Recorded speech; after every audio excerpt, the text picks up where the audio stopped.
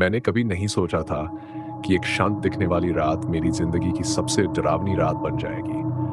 मेरे गांव के पास एक पुराना कब्रिस्तान था, जहां जाने की हिम्मत कोई नहीं करता था। लोग कहते थे कि वहां आत्माओं का वास है, लेकिन मैंने कभी इन बातों पर ध्यान नहीं दिया।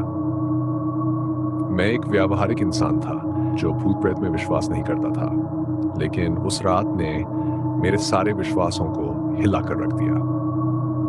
उस दिन मेरा काम कुछ देर से खत्म हुआ और घर लौटने का रास्ता बहुत लंबा लग रहा था।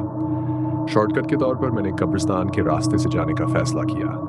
जैसे ही मैंने कब्रिस्तान के अंदर कदम रखा, ठंडी हवा का एक झोंका मेरे शरीर से होकर गुजरा।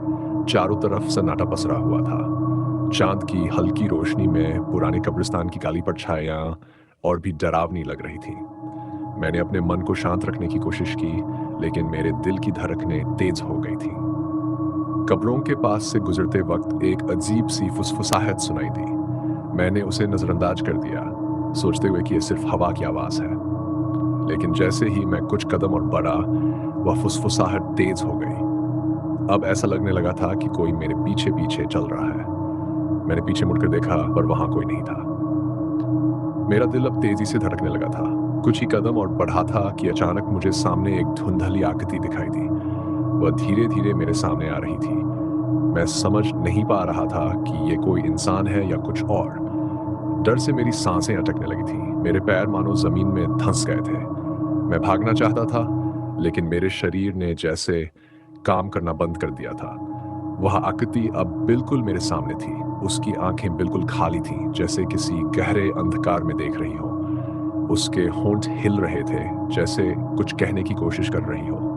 तभी एक ठंडी आवाज मेरे कानों में गूंजने लगी, तुम यहाँ क्यों आए हो? मैं जवाब देने की हालत में नहीं था। मेरे पैर कांप रहे थे और मेरी जुबान जैसे तालू से चिपक गई थी। वह आकृति मेरे और पास आ गई और अचानक उसकी आंखें लाल हो गई। उसकी शक्ल और भी भयानक हो गई थी। मैंने अब तक इतना डर कभी महसूस नहीं किया था। तभी मुझे महसूस हुआ कि मेरे आसपास और भी कई आंखें मुझे घूर रही थी। वह अकेली आत्मा नहीं थी। ऐसा लग रहा था जैसे पूरे पूरे कब्रिस्तान की आत्माएं जाग गई हों। मैंने खुद को किसी तरह संभाला और पीछे मुड़कर भागने की कोशिश की। मेरे पैरों की गति मेरे डर के विपरीत बहुत धीमी हो गई थी, लेकिन मैंने हिम्मत नहीं छोड़ी। पीछे से वही आवाजें अब चिल्लाहट में बदल गई थी।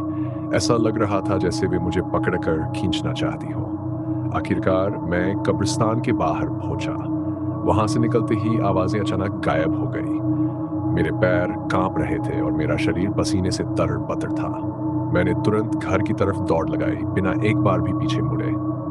उस रात के बाद मैंने कभी उस रास्ते से जाने की हिम्मत नहीं की। गांव वालों की बातों पर अब मुझे यकीन हो गया था। कब्रिस्तान के रहस्य और डरावनी आत्माएं कोई कहानी नहीं थी, वे हकीकत थी।